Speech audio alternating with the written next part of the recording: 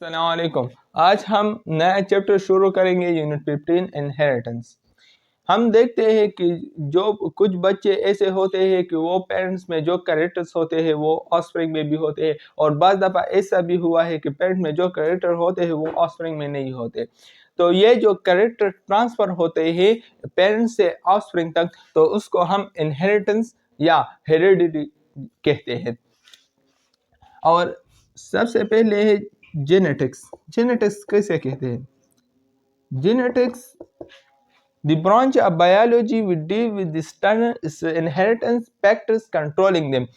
Genetics जो है उसको कहा जाता है, ये बायोलॉजी का वो ब्रांच है जिसमें हम इनहेरिटेंस के बारे में और इसके रिलेटेड जो थिंग्स है उसका जो स्टडी है उसको हम जेनेटिक्स जो है वो कहते हैं। इंसान में जितने भी सेल्स हैं उनमें इंस्ट्रक्शन होते हैं ऑफस्प्रिंग बनाने की। ये इंस्ट्रक्शन जो है डीएनए में मौजूद होते हैं in the palm of chemical codes. Chemical codes के पाम में जो है वो मौजूद होते हैं जिसको हम जीन कहते हैं। इंसान के हर चीज में जो है इंस्ट्रक्शन होते हैं जो डीएनए मॉलिक्यूल्स में होते हैं और ये केमिकल कोड्स के पाम में होते हैं जिसको हम जीन कहते हैं।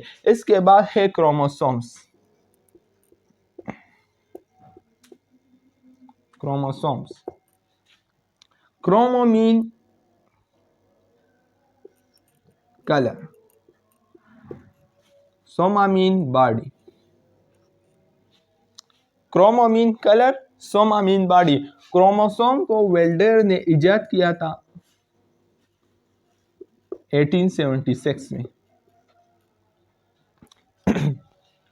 जब सेल डिवाइड नहीं होता, सेल डिवाइड होने से पहले क्रोमोसोम जो है ये क्रोमेटिन मटेरियल के फॉर्म में जो है वो होते हैं। किस फॉर्म में? क्रोमेटिन मटेरियल के फॉर्म में।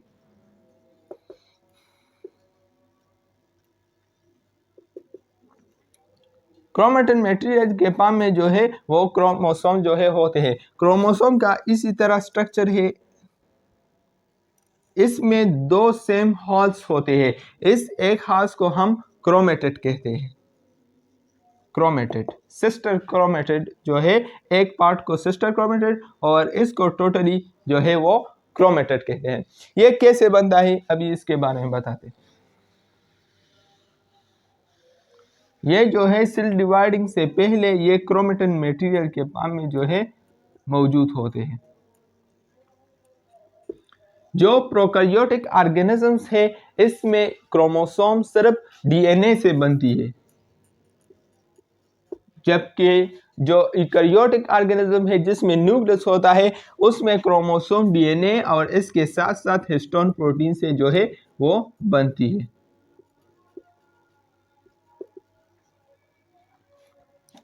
डीएनए जो है इसी ये हिस्टोन प्रोटीन जो होते हैं वो डीएनए के ऊपर जो है इर्द गिर्द, इसके इर्द गिर्द जो है वो होता है। ये हमारे पास डीएनए का स्ट्रक्चर है। ये अनजिप होता है और इसका ये एक हिस्सा जो है वो ये बेड स्ट्रिंग में जो है हिस्टोन प्रोटीन होते हैं, इसके ऊपर इस तरह से होता है। इसके बाद हमारे पास जो है वो क्रोमोसोम जो है वो बनते हैं। तो इसी तरह से जो है पहले जो है जो डीएनए मॉलिक्यूल है वो अनजिप हो जाता है, इसके बाद इसका ये एक जिप जो है हिस्टीन प्रोटीन के इर्द हो जाता है, फिर जो है क्रोमेटिन मटेरियल बनते हैं और क्रोमेटिन मटेरियल के बाद फिर क्रोमोसोम जो है वो बनते हैं। इसके बाद है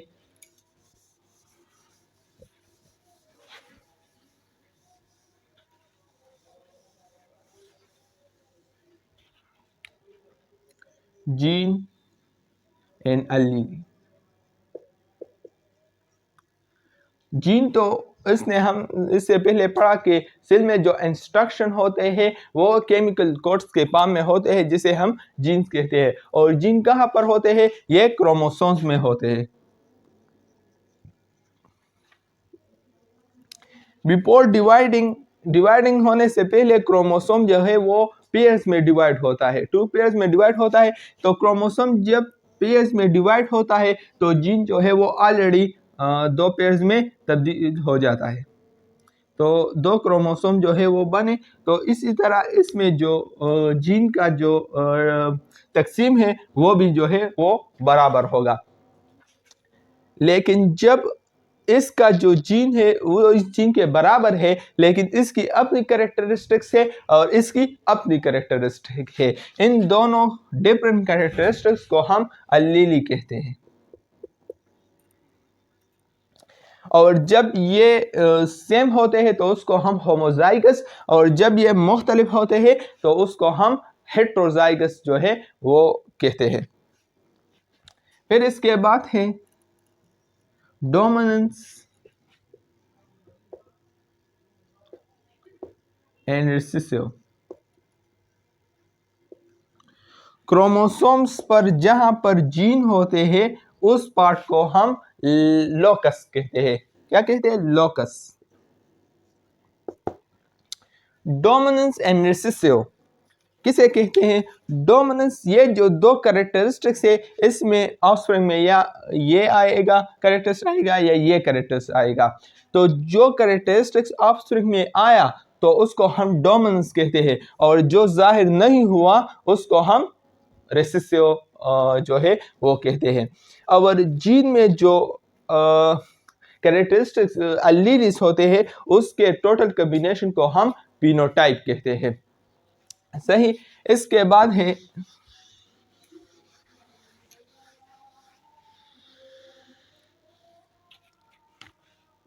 role of DNA in protein synthesis.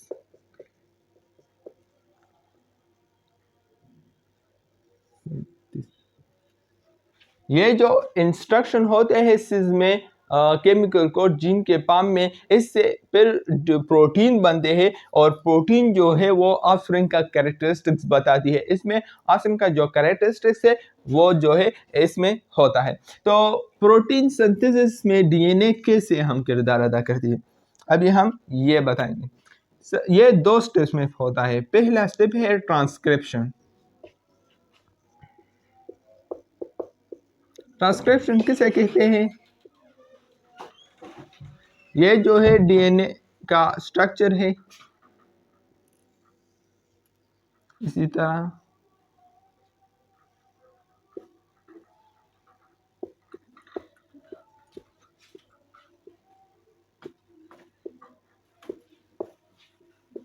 ये अनजिप हो जाता है। तो ये जब अनजिप हो जाए तो इससे एक ये स्ट्रक्चर बनती है। तो ये जो स्ट्रक्चर बना डीएनए का, ये राइबो न्यूक्लिक एसिड इससे बना, राइबो न्यूक्लिक एसिड या राइबोन्यूक्लिक एसिड जो है वो हम आरएनए से जो है वो जाहिर करते हैं। तो इस आरएनए को हम कहते हैं मैसेंजर आरएनए। क्या है? Messenger RNA. तो ये पहले स्टेप ट्रांसक्रिप्शन में जो है मैसेंजर आरएनए बनती है। फिर इसके बाद दूसरा स्टेप है ट्रांसलेशन। ट्रांसलेशन में क्या होता है? ये जो मैसेंजर आरएनए है वो न्यूक्लियस से बाहर जाती है और राइबोसोम के साथ अटैच होती है। राइबोसोम के साथ ये मैसेंजर आरएनए इसके साथ अटैच होती है। फिर जो है एक दूसरी आरएनए आती है जिसे हम ट्रांसलेटर आरएनए कहते हैं। क्या? ट्रांसलेटर आरएनए आती है जो अपने साथ एमिनो एसिड को लाती है। एमिनो एसिड को जब ये लाते हैं तो ये जो है राइबोसोम के साथ अटैच होते हैं, जो कि फिर हमारे पास जो है जो प्रोटीन है वो प्रोटीन जो है हमारे पास तैयार हो जाती है। तो इसी तरह से जो डीएनए का जो रोल है वो प्रोटीन में इसी तरह है कि प्रोटीन जो डीएनए है वो अनजिप हो जाता है, इसमें जो है जो आरएनए बनती है, इस आरएनए को हम मैसेंजर आरएनए कहते हैं। फिर दूसरी स्टेप ट्रांसलेशन में क्या होता है? ये न्यूक्लियस से बाहर जाती है, राइबोसोम के साथ अटैच होते हैं। फिर जो है दूसरी आरएनए आती है जिसे हम ट्रांसलेटर आरएनए कहते हैं। ट्रांसलेटर आरएनए अपने साथ एमिनो एसिड लाती है, और जो प्रोटीन बनते हैं वो 20 different types of amino acid से बनती है। तो ट्रांसलेटर आरएनए जो है अपने साथ एमिनो एसिड को लाती है, फिर जो है ये राइबोसोम के साथ अटैच होती है और हमारे पास जो है वो प्रोटीन बनती है। तो ये था हमारा आज का टॉपिक। आज के लिए ये काफी था।